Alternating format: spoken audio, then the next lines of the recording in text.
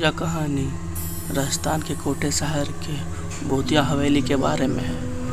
यह हवेली राजा महाराजा के समय में बनाई हुई थी, लेकिन पिछले 18 सालों से इस हवेली में आज तक कोई भी रहने के लिए नहीं आया है।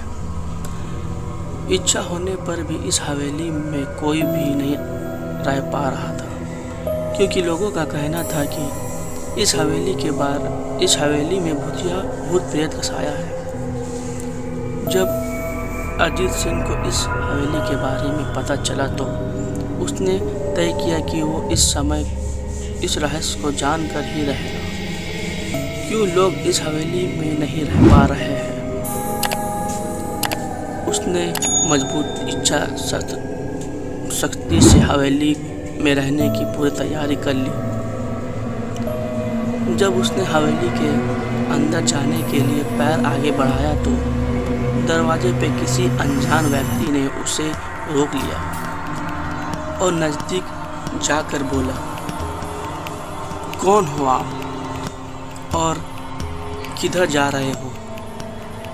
अजीत सिंह ने जवाब देने के बजाय उसने सामने सवाल किया, जी आप कौन? मेरा नाम अर्जुन सिंह है और मैं यहीं पास में ही रहता हूँ। अजीत सिंह ने कहा, ओह अच्छा, मैंने सुना है कि यह एक भूतिया हवेली है और यहाँ कोई नहीं आ पाता है, इसलिए मैं इस हवेली में एक दिन रुकने का फैसला किया है। अजीत सिंह ने कहा, जी हाँ, आपने सही सुना है और आप भी अंदर मत जाइए। मेरी मानिए तो आप भी वापस लौट जाइए, यहाँ बहुत खतरा है। यह सुनकर अजीत सिंह खुश हो गया, जैसे उन्हें कोई लॉटरी लग गई हो।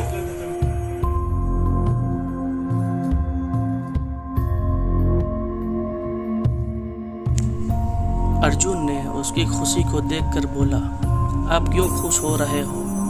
आपको तो भूत का नाम सुनकर डर जाना चाहिए। शायद आपको पता नहीं होगा कि मैं भूत प्रेत में काफ़ी दिलचस्पी रखता हूँ।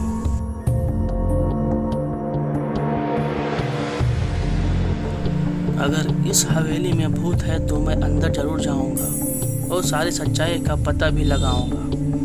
इतना कहकर अजीत सिंह उस हवेली में चले गए। अंदर जाके अजीत ने अपने बैग को साइड में रखा और हवेली के चारों ओर देखने लगा। सारे कमरे भी चेक कर लिए। बाद में ड्राइंग रूम में आके सोफे पर बैठ गया।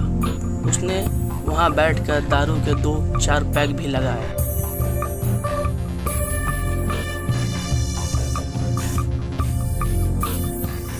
वही अचानक उस रूम में लाइट का एक बल्ब चालू बंद होने लगी, लेकिन अजीत ने उस पर ध्यान नहीं दिया।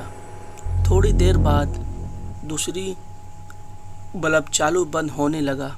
फिर तो हवेली के सारे लाइट चालू बंद होने लगी। यह सब देखकर अजीत अपनी जगह पे खड़ा हो गया और संपन्न सचेत हो गया। अचानक उसके सामने एक छोटा टेबल हवा में उड़ने लगा। करीब 6 फुट हवा में ऊपर जाके गोल गोल घूमने लगा और बाद में अजीत की ओर तेजी से आने लगी।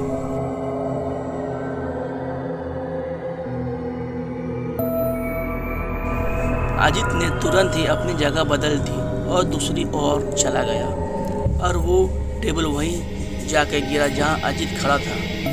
अजीत कुछ समझ पाता उतने में सोफे की सीट उसकी ओर आने लगी।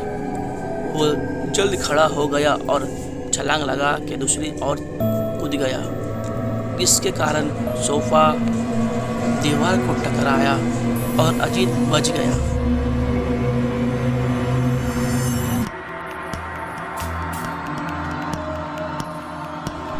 अचानक सब कुछ शांत हो गया। अजीत ने चारों ओर देखा और बड़ी आवाज़ में बोला, तुम जो भी हो सामने आकर के बात करो। वहीं एक बड़ा परछाई उसके सामने आई। अजीत ने उस परछाई को देखकर बोला, कौन हो तुम और क्यों मुझे मारना चाहते हो?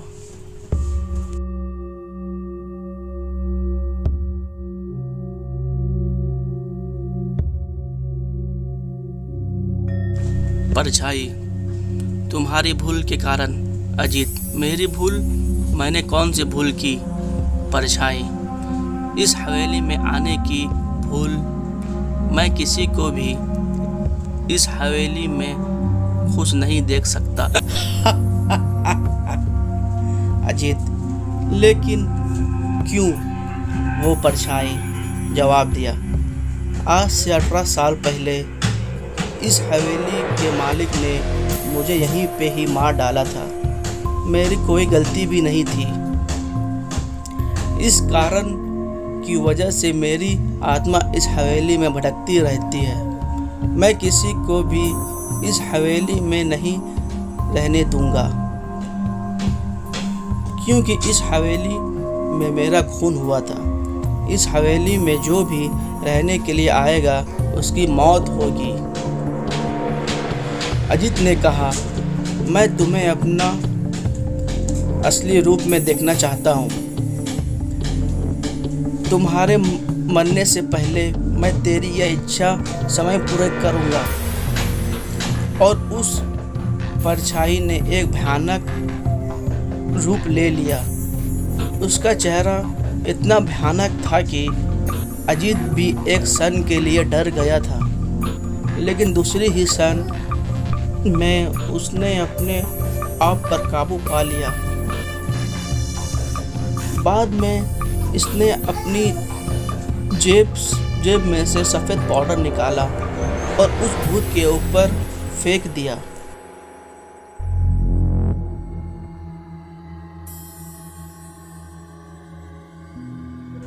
भूत के ऊपर पाउडर पड़ते ही वह जलने लगा।